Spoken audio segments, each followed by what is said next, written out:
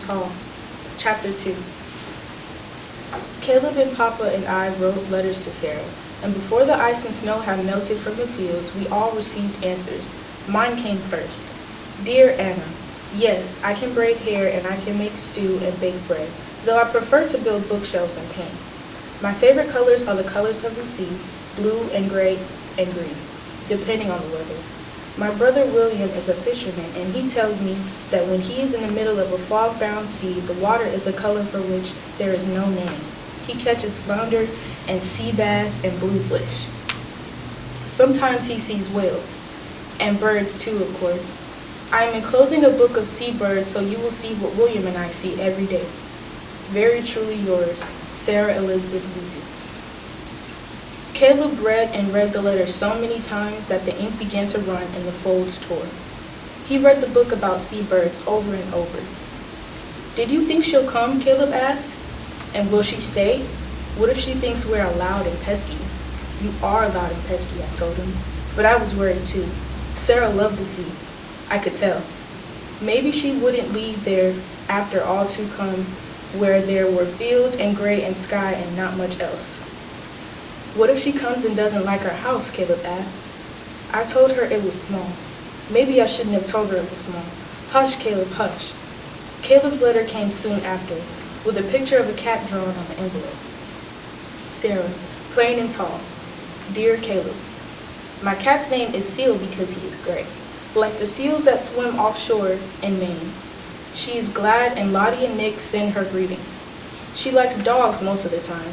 She says their footprints are much larger than hers, which she is enclosing in return. Your house sounds lovely, even though it is far out in the country with no close neighbors. My house is tall, and the shingles are gray because of the salt from the sea. There are roses nearby. Yes, I do like small rooms sometimes. Yes, I can keep a fire going at night. I do not know if I snore. Seal has never told me. Very truly yours, Sarah Elizabeth. Did you really ask her about fires and snoring? I asked, amazed. I wish to know, Caleb said. He kept the letter with him, reading it in the barn and in the fields and by the cow pound, and always in bed at night. One morning, early, Papa and Caleb and I were cleaning out the horse stalls and putting down new bedding.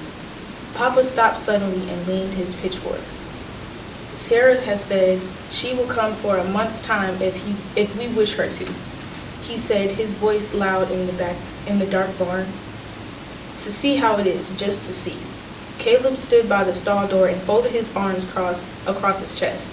I think, he began. Then, I think, he said slowly, that it would be good to say yes, he finished in a rush. Papa looked at me. I say yes, I told him, grinning. Yes, said Papa. Then yes it is. And the three of us all smiling went to work again. The next day, Papa went to town to mail his letter to Sarah.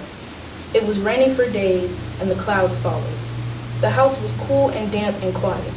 Once I set 4 places at the table, then caught myself and put the extra plate away. 3 lambs were born, one with a black face, and then Papa's letter came. It was very short. Dear Jacob, I will come by train. I will wear a yellow bonnet. I am plain and tall. Sarah. What's that? Caleb excitedly peering over Papa's shoulder. He pointed. They're written at the bottom of the letter. Papa read it to himself. Then he smiled, holding up the letter for us to see. Tell them I sing was all it said.